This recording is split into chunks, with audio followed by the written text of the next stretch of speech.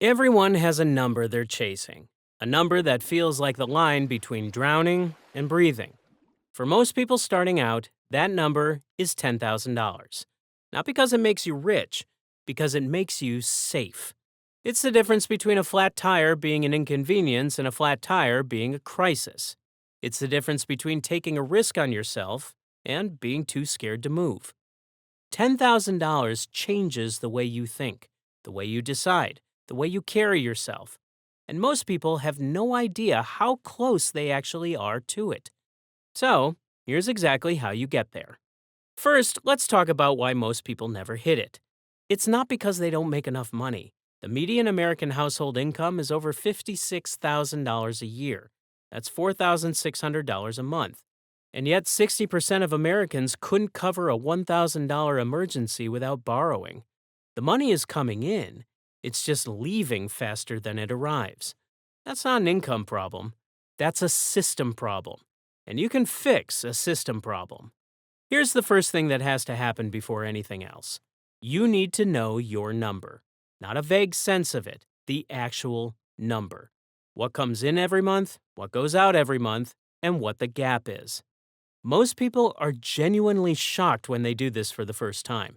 Not because they're spending on big things, because they're hemorrhaging money on small ones.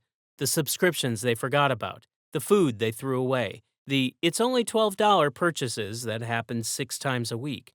$12 6 times a week is $374 a month. $374 a month is $4,488 a year. That's almost half your $10,000 sitting in receipts you didn't notice. You can't fix what you can't see. So look. Now here's where most people get the order wrong. They try to save what's left after spending. There's never anything left. Flip it. Pay yourself first. The moment your paycheck hits, move a set amount into a separate account before you touch anything else. Not what feels comfortable, not what's easy, what's slightly uncomfortable.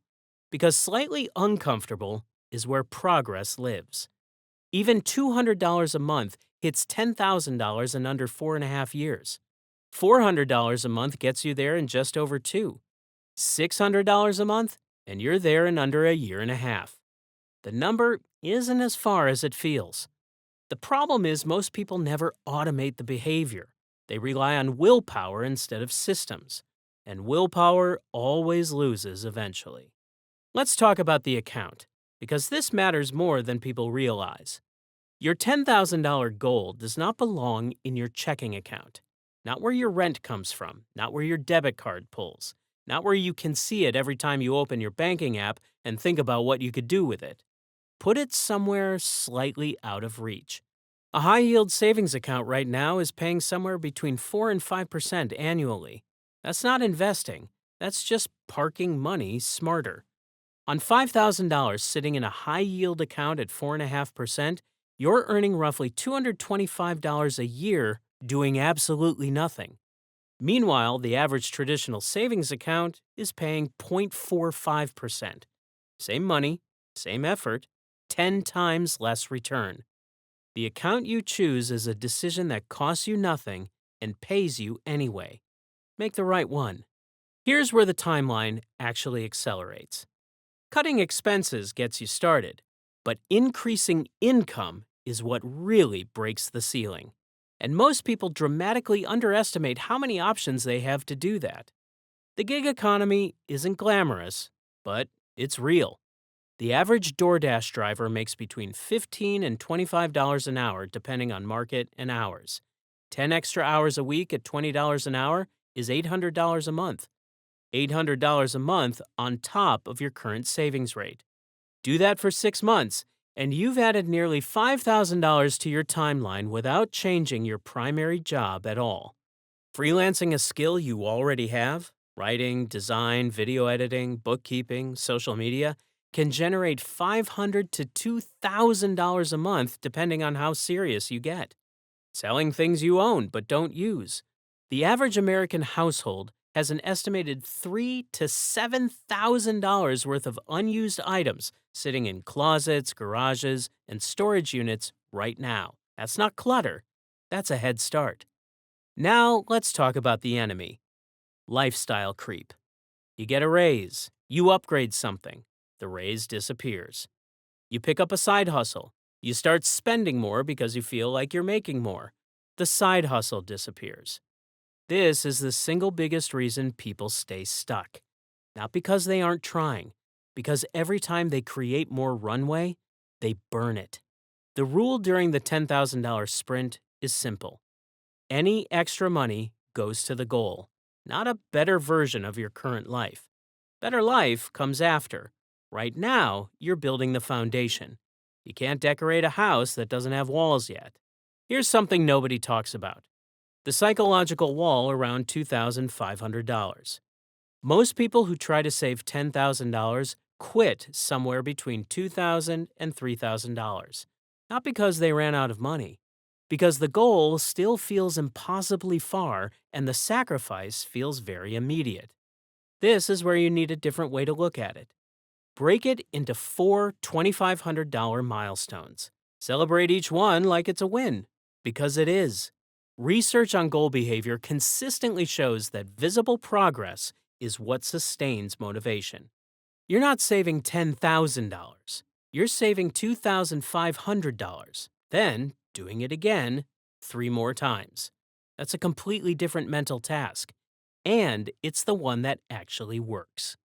There's one more thing quietly working against you debt, specifically high interest debt. If you're carrying a credit card balance at 22% interest while trying to build savings earning 4.5%, you are mathematically moving backward. Every dollar you save is earning 4.5 cents. Every dollar you owe is costing you 22 cents. The savings account feels good.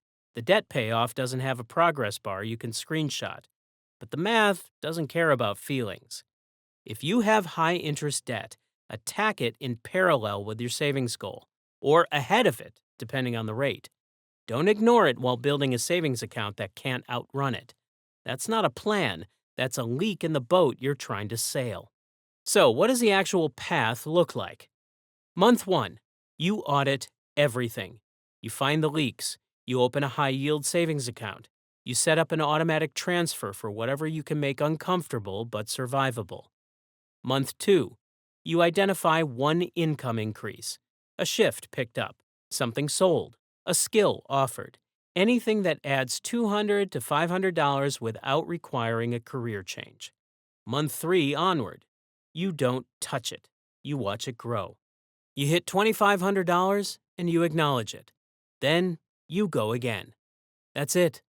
No complex strategy, no perfect timing, no waiting until things settle down.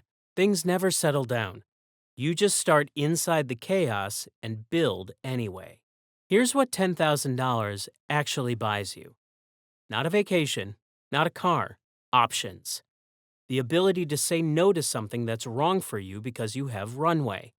The ability to take a risk on something that could change your life because failure won't destroy you. The ability to handle the thing that's coming, because something is always coming, without it unraveling everything you've built. Money in the bank doesn't just sit there. It changes who you are in the moments that count.